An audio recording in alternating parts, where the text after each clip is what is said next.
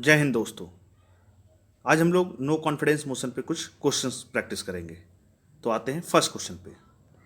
First question बोल रहा है यहाँ पे, अविश्वास प्रस्ताव केवल कहाँ पेश किया जाता है। ध्यान रखेंगे, कहाँ पेश किया जाता है पूछा जा रहा है। तो ऑप्शन है फर्स्ट में राज्यसभा, सेकंड में लोकसभा, थर्ड ऑप्शन में बोथ, फोर्थ ऑप्शन में कोई नहीं। तो हम लोग जब इसके बारे में पढ़ रहे थे तो उसमें अच्छे से हम लोग स्टडी किए थे कि जो अविश्वास प्रस्ताव है वो लोकसभा में लाया जाता है। तो ध्यान रखेंगे कहाँ लाया जाता है, लोकसभा में। नेक्स्ट क्वेश्चन, अविश्वास प्रस्ताव किस नियम के तहत पेश किया जाता है। तो ध्यान रखेंगे, अविश्वास प्रस्ताव का वैसे तो संविधान में कोई वैसे वर्णन नहीं है, लेकिन ये लोकसभा के नियम संख्या 198 के तहत कार्य किया जाता है इस पर। ठीक है ना। चलिए नेक्स्ट पे आते हैं हम लोग। लोकसभा द्वारा अविश्वास प्रस्ताव नो कॉन्फिडेंस मोशन स्वीकार करने के लिए न्यूनतम सदस्य संख्या कितनी होनी चाहिए।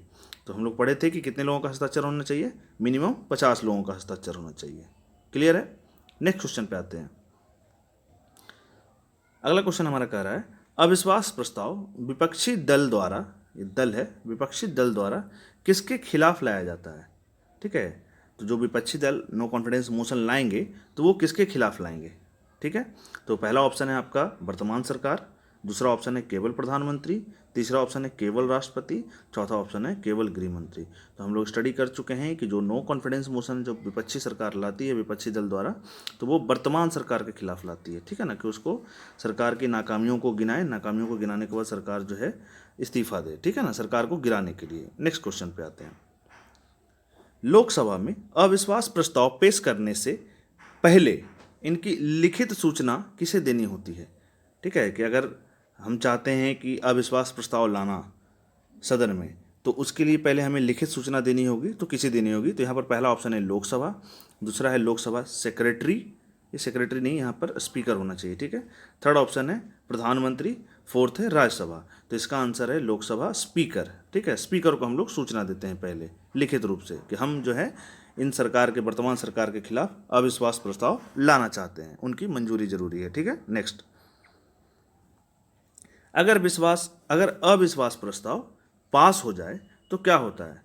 तो हम लोग अच्छे से स्टडी कर चुके हैं कि अगर नो कॉन्फिडेंस मोशन पास हो गए तो जो वर्तमान सरकार है उस सरकार को इस्तीफा देना होता है। तो वो क्या है, मंत्रिमंडल इस्तीफा देता है, क्योंकि सरकार जो है मंत्रिमंडल का ही पूरा रूप होता है। ठीक है, नेक्स्ट, अविश्वास प्रस्ताव नामंजूर होने की स्थिति में विपक्षी दल कितने समय बाद दोबारा अविश्वास प्रस्ताव पेश कर सकता है। अगर विपक्षी दल एक बार अविश्वास प्रस्ताव लगाया और उस प्रस्ताव को लाने के बाद वो अविश्वास प्रस्ताव नामंजूर हो जाती है, तो फिर 6 महीने बाद, कितना, 6 महीने बाद दोबारा जो है अविश्वास प्रस्ताव को पेश कर सकती है। तो कितना गैपिंग होना चाहिए, 6 महीने का।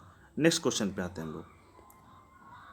भारतीय इतिहास में पहली बार अविश्वास प्रस्ताव किस सरकार के खिलाफ पेश किया गया था।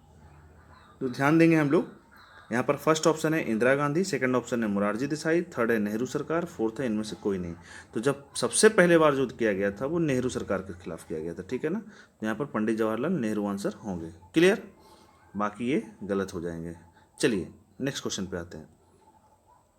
भारतीय इतिहास में पहली बार अविश्वास प्रस्ताव कब पेश किया गया था। वहाँ था किनके खिलाफ किया गया था, अब है कब पेश किया गया था। तो हम लोग अच्छे से स्टडी कर चुके हैं। ये जो यहाँ पर पहला ऑप्शन है अगस्त 1965, सेकंड ऑप्शन है अप्रैल 1966, थर्ड ऑप्शन है अप्रैल 1965, फोर्थ ऑप्शन है अगस्त 1963।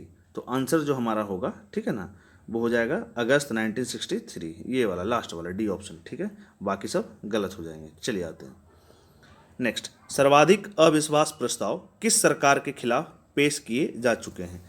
कौन सा ऐसा गवर्नमेंट है जिसके खिलाफ ज़्यादा बार अविश्वास प्रस्ताव नो कॉन्फिडेंस मोशन लाया जा चुका है। ठीक है, तो यहाँ पर आएंगे Indira Gandhi. Clear, first option में मोरारजी देसाई था, सेकंड में इंदिरा गांधी, थर्ड में नेहरू सरकार, फोर्थ में इनमें से कोई नहीं। तो answer will B Indira Gandhi सरकार। ठीक है, नेक्स्ट, अब तक के इतिहास में कितनी बार अविश्वास प्रस्ताव सफल हो चुका है।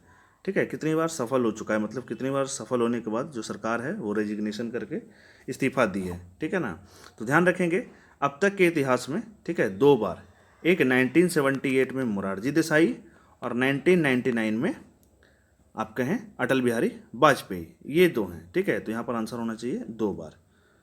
अच्छा, यहाँ पर कुछ टाइपिंग एरर है, ठीक है ना। यहाँ पर सिर्फ मोरारजी देसाई के बारे में ही वर्णन किया गया है, तो ध्यान रखेंगे 1999 में अटल बिहारी वाजपेयी की सरकार। चलिए नेक्स्ट क्वेश्चन पे आते हैं।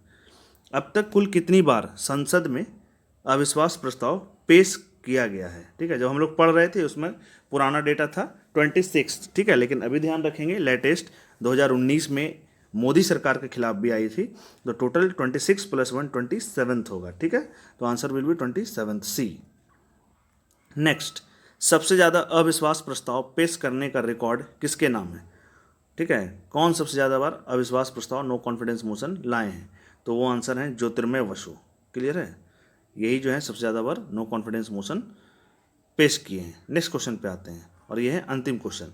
अंतिम बार अविश्वास प्रस्ताव किस सरकार के खिलाफ लाया गया था लास्ट टाइम, तो हम लोग अभी पढ़े हैं जो 27वीं बार था 2019 में मोदी गवर्नमेंट के खिलाफ था, तो ये होगा मोदी सरकार, ठीक है। तो मोदी सरकार के खिलाफ जो है अविश्वास प्रस्ताव को अंतिम बार लाया गया था। तो ये हमारा अंतिम क्वेश्चन, आज के लिए इतना ही, ठीक है। मिलेंगे हम लोग अगले अध्याय में। चलिए आज के लिए इतना ही, थैंक यू।